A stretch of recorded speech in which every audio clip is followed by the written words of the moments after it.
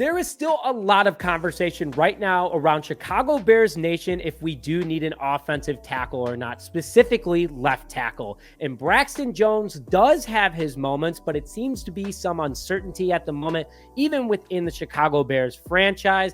And with the Chicago Bears owning 2 top 5 picks, even while being in the hunt, the Chicago Bears could be getting a top offensive tackle prospect because Ryan Poles has some options.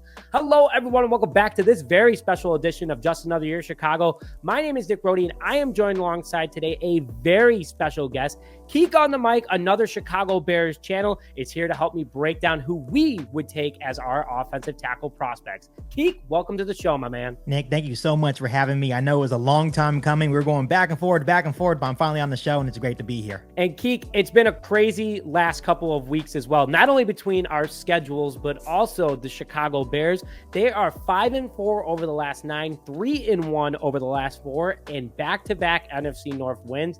This team's cooking right now. So before we even begin to hit on our 2 prospects, are the playoffs a possibility to you? Do you really think it's going to happen, or are you just kind of in for the ride right now? You know, right now I'm just in for the ride. It's going to be fun to watch this young team play some meaningful football in the month of December. It's something that we haven't been used to seeing in the last couple of years.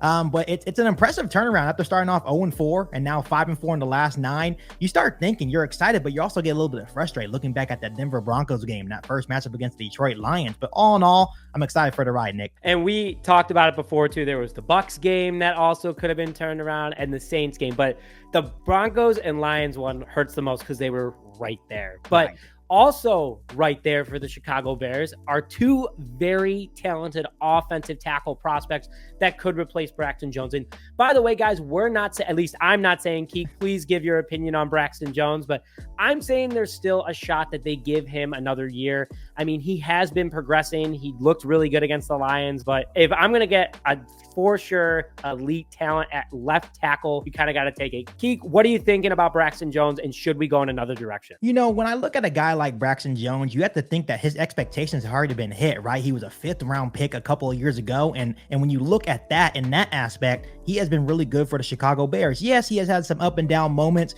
but overall, it's been really good for Braxton Jones. Another thing that you think about before moving on from a player like Braxton Jones, especially on the offensive line, the Chicago Bears offensive line is actually looking really good. They're trending in the right direction. So why would you want to move on from a guy like Braxton Jones if he is in fact playing good? It's kind of like everyone with the Marvin Harrison Jr. conversation. Right.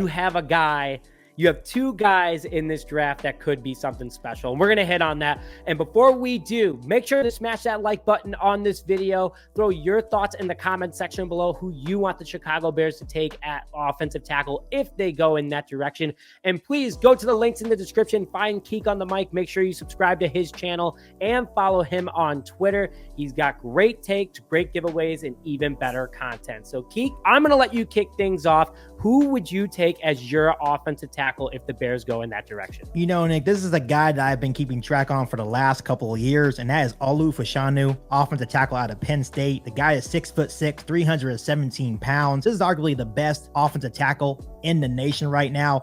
For the last couple of years, this is a guy that was supposed to come out last year, and I was keeping tabs on him. I actually wanted him last year, but he decided to go back for another season at Penn State. And he proved once again why he is one of the best in the nation. This season, he gave up 0 sacks and only 11 total pressures. The dude holds it down on the left side of the offensive line for Penn State. The dude is an absolute beast. He's elite. In Fashanu, if the Bears do go in that direction, they're able to get him, maybe with the 5th overall pick. You're getting a guy that's a natural athlete in both pass protection and as a run blocker. This is a guy that can get to the second level with ease because he's athletic. And when you watch his tape, he combines athleticism and power really, really well. He also displays solid footwork, hand technique, leverage, and significant hand strength as well. This guy would absolutely be a franchise pillar for the Chicago Bears. And we have to remember, if we keep Justin Fields, it's all about keeping Justin Fields upright and healthy. And this is the exact guy that would do that for him. I mean, I know we both pound the table for Justin Fields and being the quarterback of the future. I know that that's a touchy subject with Bears Nation, but Olu is a great guy, and I could not agree with you more on that. One thing that I kind of want to get your take on is, I get major Darnell Wright vibes from him. Just the personality on and off the field, his playing style, and just his overall athleticism. What kind of comparison do you see Olu from, at least from currently in the NFL perspective? You know, this is a guy that can play right away, a plug and play player, almost like Darnell Wright. And I'm keeping Darnell Wright in mind when I'm drafting a left tackle, right? And that's when I kind of want to go back to Braxton Jones, for example. We talked about his ceiling, his expectations. I think Braxton Jones has already reached his ceiling. This guy in Olu Fashanu, the sky's the limit for this young kid. This is a guy that is still developing. This is a guy that's going to continue to get better, even in the NFL. But for Ryan Poles, we can't afford any development players. This is a guy that could play right away and help this Bears offensive line reach the next level. And there's another guy that can do that too. And KIEQ, I couldn't agree with you more. I mean, either of these guys, I think we're both in agreement, would be massive hits for the Chicago Bears. And I'm going to go in a little bit of a different direction, but also staying within the middle of the country, and arguably the other guy that could be the number one offensive tackle in the nation right now. And that's Joe Alt out of Notre Dame. The 6'8", 319-pound offensive tackle is a complete athlete. Honestly, not really built like an offensive lineman, minus his size overall. I mean, he is slim, he is fast, he is athletic. And right now, according to NFL Draft Buzz, he is the number one ranked offensive tackle in the nation with an 89.9 overall grade. And what really sticks out for me with him is his 99 out of 100 pass blocking grade, something that the Bears need, like you said, keeping Justin Fields upright.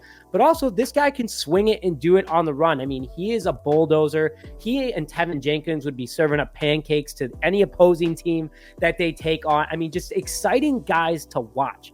I mean, again, he fits that athletic frame that Ryan Poles is looking for. He actually runs a 4.9 40 time on top of it, which is insanely impressive. And I could see them maybe using him on like kind of a special play, kind of throwing him in on the end zone. I mean, eligible man downfield. Who's going to be able to block him? But that's not what we really want him for. He's smooth, quick on his feet. He's strong with his hands. He's very long and athletic, and he can keep up with any single edge. Also, his very high motor is what sticks out to him.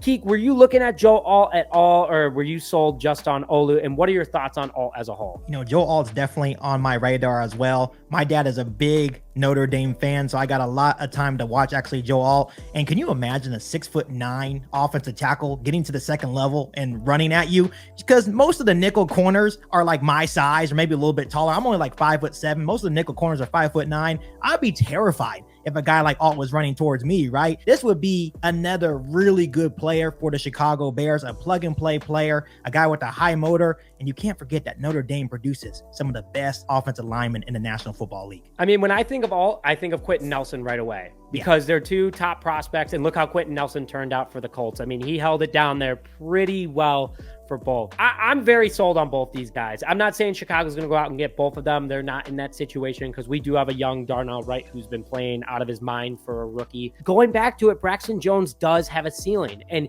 he's a great locker room guy. You know, talking to a few of the players themselves, they love Braxton Jones, and you know Justin Fields does. But football is a business, and if you can go out and get that top prospect, you got to take it. My question to you, KIEQ, before we close out, is that the Bears have the number 1 and number 5 overall pick at the moment. Marvin Harrison Jr. is also in that conversation. He's not going to fall to 5. Probably both of these guys will fall to 5, though. Maybe one of them's taken. At least one of them will be available. What are you doing in 30 seconds with the number 1 overall pick? Man, I'm just going to do a quick trade down to number 2 or 3 and just hope and pray to the football gods that Marvin Harrison Jr. is still there. Unless the perfect opportunity comes out. I know you did a video a couple of weeks ago saying that maybe we can trade back with the Las Vegas Raiders, maybe get Max Crosby in a deal. If that comes about, I'll be sold on that as well. But for the most part, I am sold on Marvin Harrison Jr. and pairing him with either Joe Alt or Olu Fashanu. Hey, that was actually one of my first draft videos too, was pairing him with one of the guys. So I think it'd be great. And KIEQ, I think that both these guys are winners. The Bears would be improved for sure with both of them. But thank you for coming on, KIEQ. I really appreciate it. And where can the fans find you before we log out? You can follow me on Twitter at KIEQ on the mic, and you can also hit the subscribe button on my channel as well at KIEQ on the mic as well. We are both growing Bears content creators, and I just want to give a huge shout out to you. You are grinding right now. You're posting consistent, positive Bears content. So keep doing what you're doing. Hey, thanks, man. And you as well. I love your stuff. That KIEQ and I commented on our videos first, and that's how this whole thing got started. And we know a lot of you guys watch both our channels. It's been in both our comments to get together. So we want to give you guys this, and it's going to happen a lot more. But KIEQ, thanks for coming on, man. I really appreciate it. Thanks for having me. And absolutely. And thank you for joining this episode of Just Another Year Chicago. My name is Nick Rohde, joined alongside KIEQ on the mic, and we'll see you guys next time. Bear down, baby.